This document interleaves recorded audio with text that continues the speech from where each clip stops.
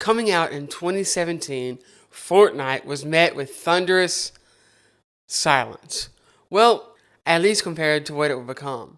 Released in 2017 as Fortnite Saved the World, a survival type game, it was received moderately well, landing somewhere in the 80s on Metacritic. This would go on to do moderately well, but less than a year later, Epic would go on to create Fortnite Battle Royale. And that would, of course, go on to become a worldwide phenomenon. One of the most popular games of all time. Now, years later, Epic has launched even more game modes. You have Lego, Racing, a Guitar Hero type mode. All of these modes, including the one where Epic took out the building of the original Fortnite, have brought in more and more people. Epic has added a lot of content in and outside of the game since launch. Of course, you had the menagerie of skins, from Rick and Morty to DC superheroes to everything in between. Of course, only for purchase for a limited time. They've also added new mechanics since launch. Once upon a time, you couldn't revive teammates from death, and you couldn't drive around in a fancy sports car. Now, some may point out that they borrowed some of these mechanics from other games, but whether or not that's true, they have undoubtedly made Fortnite a better game. But not only this, they've also added new items to the game that have changed it up wildly. Everything from Captain America's shield to the Kamehameha from Dragon Ball. Of course, being a well-made and ever-evolving game can only take you so far in life. And this holds true with Fortnite. The other main ingredient in Fortnite's success is content creation. Epic and Fortnite have done a lot to earn their reputation, both good and bad, but they certainly would not have become what they are today if it wasn't for people making content out of Fortnite. If it wasn't for Twitch and YouTube, Fortnite just would never have hit the numbers that it would. Of course, you have probably the most famous example of this with Ninja playing Fortnite with Drake, but that's just the most obvious example. There's no telling how many YouTube and Twitch careers were made on the back of Fortnite. All this being said, if you can't believe it, Fortnite wasn't the first Battle Royale? What? I know. It was just a big shock to me. I mean, I guess there are other games that came out prior, like H1Z1, that go back several years before Fortnite launched. And in movies, it goes back even further to around the year 2000 with the movie Battle Royale, based on the Japanese novel of the same name. Going back to H1Z1 for a second, just like Fortnite, it did not start out as a Battle Royale game.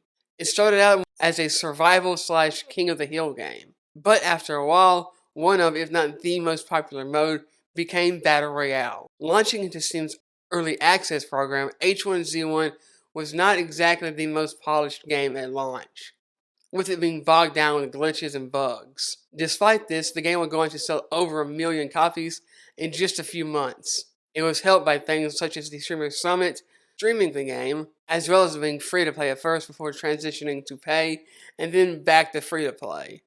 As far as reviews go, it didn't land quite as well as Fortnite, landing somewhere in the 7s instead of the 8s. H1Z1 did well and continues to do well, but it would never do quite as well as the games that it inspired. One of these games, of course, being PlayerUnknown's Battleground, or PUBG. Just like Fortnite, PUBG would launch into early access in the year 2017. But where Fortnite scored in the 8s, a lot of the reviews coming out for PUBG scored in the 9s. Although at the time of recording, it actually has a mixed reception on Steam. The developers of PUBG, who also developed things in Armor similar, have also stated that they too were inspired by the movie Battle Royale. PUBG would go on to popularize some of the mainstays of the genre, such as parachuting out of a plane, and 100 people on a map, and the shrinking circle. The game would be rewarded for its innovation, selling over 75 million copies, and going on to launch on mobile and console. It would also be one of the first Battle Royale games to be popular in esports, with prizes in the hundreds of thousands of dollars. PUBG would go on to, of course, inspire Fortnite, with many claiming that Fortnite stole much of its aspects from PUBG. However, Fortnite was far from the only game that was inspired by PUBG. The two main ones are obviously Apex and Call of Duty Warzone. But before we talk about those two, I want to speak a little bit on some of the games that missed the goal line. With the popularization of Battle Royale, of course, every developer worth and not worth their salt came out of the woodwork. One of the more popular games being Spellbreak, where instead of using guns and grenades to kill people, you use magic and spells.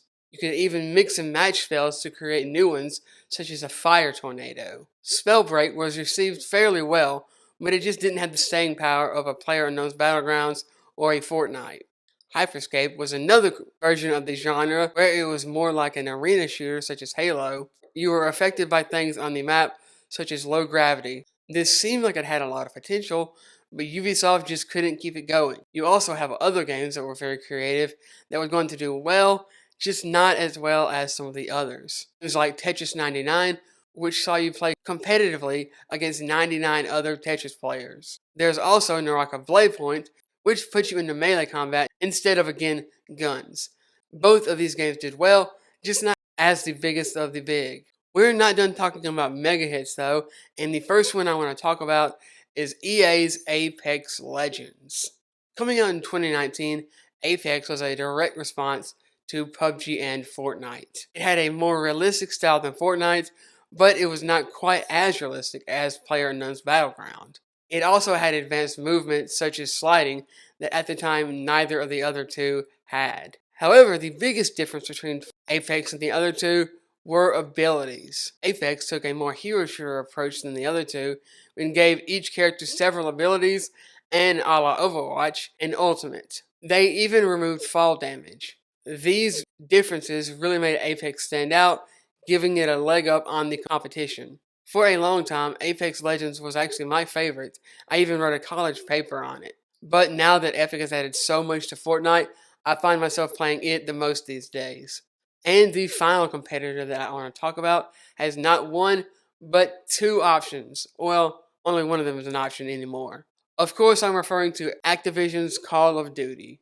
First released in 2003 by the then newly formed Infinity Ward on a budget of only $4.5 million, Call of Duty was an instant success both critically and commercially, with almost every critic giving it positive reviews and selling over 4 million copies. Now, this might sound low compared to modern Call of Duties, but you do have to remember that this is the first in a franchise. Activision would then go on to create a new Call of Duty every single year to this day, except for 2004. The series would, of course, go on to be one of the most popular games of all time, largely because of its multiplayer.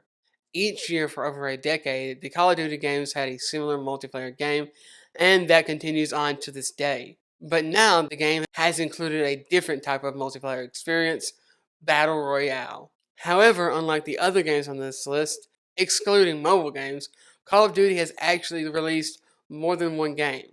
The first one was called Blackout, and it was introduced in 2018 at the same time as Black Ops 4. I might be completely off base on this, but I feel like Blackout might have been a little bit more bare bones than the other games on this list, especially compared to how Battle Royale games are these days. At least, like I said, that's what I remember. I didn't play it a lot. Feel free to correct me if I'm wrong. I mean, IGN gave it a 9 out of 10, so it must not be that bad. It was also an early adopter of putting items on the map that you could use, and of adding AI enemies in their zombies. Though, if we're talking about Call of Duty Battle Royale games, the first one that comes to people's minds is, of course, Call of Duty Warzone. Released in 2020 for PC, PlayStation, and Xbox, Activision's second attempt at a Battle Royale has gone on to be one of the big four Battle Royale games. Although it did do worse at several sites review-wise than Blackout. Even so, Warzone would go on to become a pillar of Activision. It even got third-party IP skins like Fortnite, such as Attack on Titan. It then went on to, again, like Fortnite, get a 2.0 version.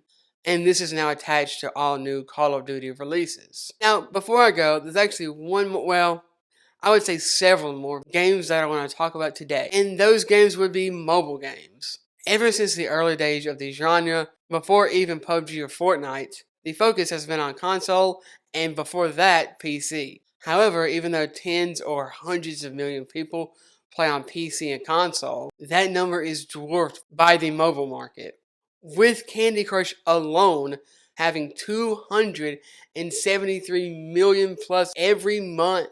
while the big bad Fortnite has only 30 million. So obviously the creators of these games want to put them on mobile. Each coming out in 2018, Fortnite and PUBG Mobile were both a huge success, with PUBG alone pulling in 30 plus million players, according to a website Business of Apps. Apex Legends would release their own version in 2022, and Call of Duty Warzone came out earlier this year, 2024. Although EA has now taken down the mobile version of Apex Legends from the mobile platforms. Warzone, on the other hand, had over 50 million pre-registers early this year. So if you don't like battle royales, even though the cadence of releases has slowed down, I'm sorry to say that they are definitely here to stay. The good news is you don't have to play them. Although I do feel for you if that's all your friends want to play. After a while, I was tired of playing just Fortnite and Apex Legends with my friends. And I think that's going to do it for today's video. What are your thoughts on battle royales? Do you love them? Do you hate them? Let me know in the comments below.